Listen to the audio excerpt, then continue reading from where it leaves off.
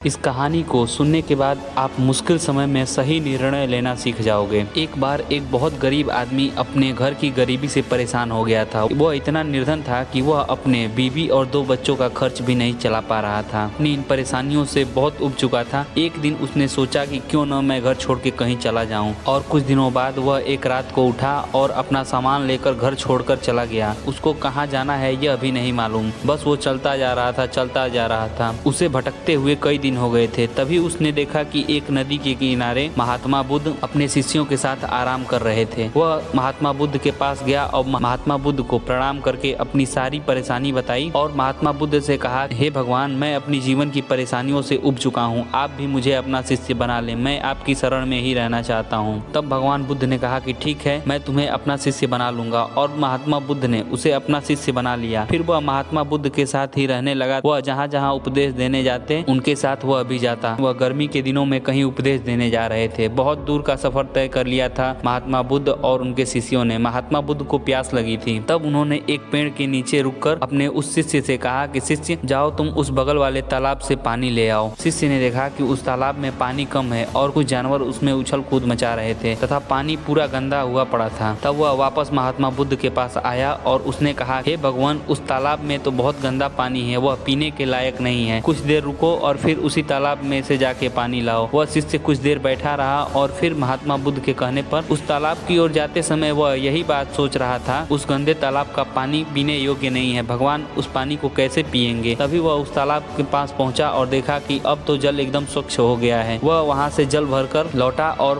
भगवान बुद्ध को वह जल देते हुए कहा कि प्रभु, मैंने अभी कुछ देर पहले देखा था कि यह जल बहुत गंदा था, लेकिन अब यह जल स्वच्छ हो गया, ऐसा क्यों? तब भगवान बुद्ध ने उसे मुस्कुराते हुए कहा कि ठीक ऐसा ही हमारे जीवन में भी होता है। जब हमारे जीवन में उथल पुथल चल रही होती है तब हमें थोड़ा रुक जाना चाहिए, फिर हमारा जीवन उस जल के समान स्वच्छ तथा साफ हो जाएगा। उस शिष्य को महात्मा बुद्ध की बात समझ में आ गई और उसने महात्मा बुद्ध से कहा कि भगवान, मैं अपने घर परिवार की ओर लौटना चाहता हूँ। भगवान बुद्ध ने भी उसे खुशी खुशी उसके घर जाने की अनुमति दे दी। तो दोस्तों, हम भी अपनी जिंदगी में ऐसा ही करते हैं। जब हमारे ऊपर कोई मुसीबत आती है तो हम घबराहट के मारे बहुत सारे गलत फैसले ले लेते हैं। अगर जब भी हमारे जिंदगी में मुसीबत आए तब हमें कुछ देर रुक जाना चाहिए और फिर उस समस्या के हल के बारे में सोचना चाहिए। अगर आपको इस कहानी से जरा सी भी सीख मिली तो इस वीडियो को लाइक कीजिए तथा ऐसी ही कहानियां देखने के लिए हमारे चैनल को सब्सक्राइब भी कर लीजिए। धन्यवाद।